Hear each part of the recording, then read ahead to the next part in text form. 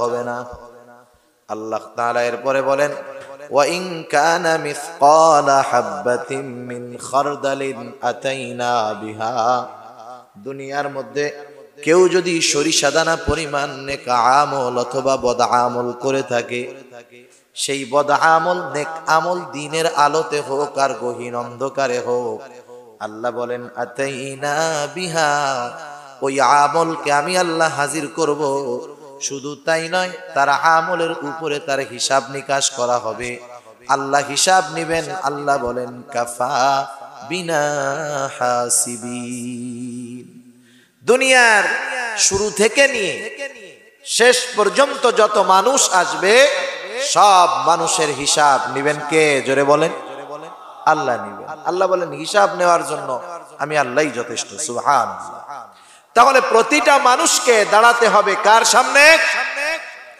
আল্লাহ তাআলা সেই কথাই বলেন ওয়া আম্মা মান খাফা মাকামা রাব্বি, যার অন্তরের মধ্যে এই ভয় আছে আমার আল্লাহর সামনে আমাকে দাঁড়াতে হবে, এই লোকগুলা কি করে? আল্লাহ বলেন ওয়া নাহান নাফসা আনিল হাওয়া, এই মানুষগুলার মনে যা চায় তারা তা করে না, কারণ ওই মানুষগুলার হিসাব থাকে আমি যাই করি যাই বলি, আমার প্রতিটা কর্মের প্রতিটা কথার হিসাব আমার আল্লাহ তাআলা নিবে। তাহলে নফসের প্রাধান্য যদি না দেওয়া হয়, তাহলে আল্লাহর সামনে দাঁড়ানোর ভয় যাদের মধ্যে থাকে, নফসকে প্রাধান্য না দেওয়ার কারণে তাদের এমন ক্ষমতা অর্জন হয়ে যায়, এমন যোগ্যতা অর্জন হয়ে যায়, মর্যাদা অর্জন হয়ে যায়। আল্লাহ তাআলা বলেন ফাইন্নাল জান্নাতা হিয়াল মাওয়া, ওই মানুষগুলার আবাসস্থল হয় জান্নাত। তাহলে জান্নাতে যারা যাবে তারা হবে সফল, জাহান্নামে যারা যাবে তারা হবে ব্যর্থ। ঠিক কিনা বলো? তাহলে দুনিয়া শেষ না, দুনিয়া হলো ক্ষেত। দুনিয়া কি? ক্ষেত। আল্লাহ রাসূল বলেন দুনিয়া হলো আখিরাতের ক্ষেত স্বরূপ। কৃষক তার জমিনকে পরিচর্যার মাধ্যমে যেমন ভাবে পরিচর্যা করে ফসল উৎপাদনের জন্য মেহনত করবে, 2-3-4 মাস পরে সে তার ফল তার জমিনের মধ্যে গেলেই পাবে। ঠিক কিনা? অনুরূপ ভাবে এই দুনিয়া হলো ঈমানদারদের ক্ষেত।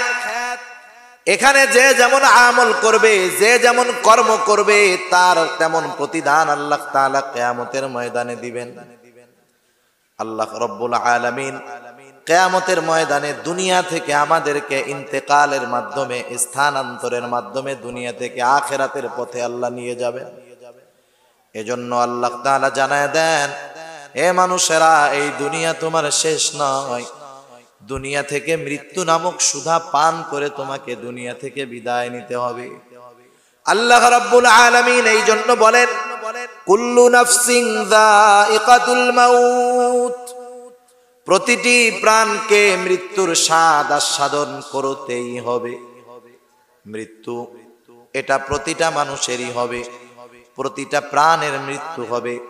কবি কত সুন্দর কথা বলেন, মাউতু কাসিন কুল্লু নাফসিন শারিবুন কবরু বাইতিন কুল্লু নাসিন দাখিলুন, প্রতিটা প্রাণকে মৃত্যুর স্বাদ আস্বাদন করতেই হবে।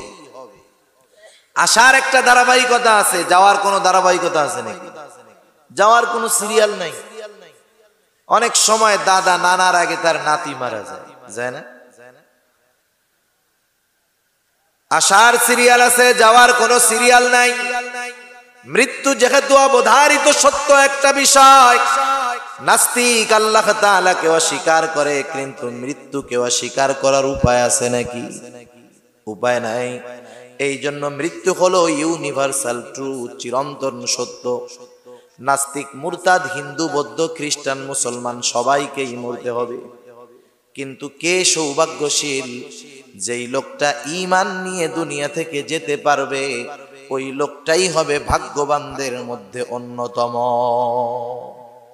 এজন্য নবী আমার এক হাদিসের মধ্যে বলেন, যার শেষ কথা হবে লা ইলাহা ইল্লাল্লাহ, সে জান্নাতে প্রবেশ করবে। সুবহানাল্লাহ। এখন যদি আমরা চিন্তা করি, সুযোগ তো আছে, এখন গুনাহ টোনা যা করার করি, যখন ভাব বুঝবো যে মরে যাচ্ছি ভাব, মরে যাচ্ছি ভাব, এই সময় কালিমা পড়বো, জান্নাতের বাসিন্দা হয়ে যাবে। এত সহজ না। কারণ প্রতিটা মানুষের মৃত্যুর সময় শয়তান তার সব বাহিনী নিয়ে তার কাছে হাজির হয়ে যায়। সে প্রচেষ্টা করে কেমন করে একে বেঈমান বানায় দুনিয়া থেকে পাঠানো যায়।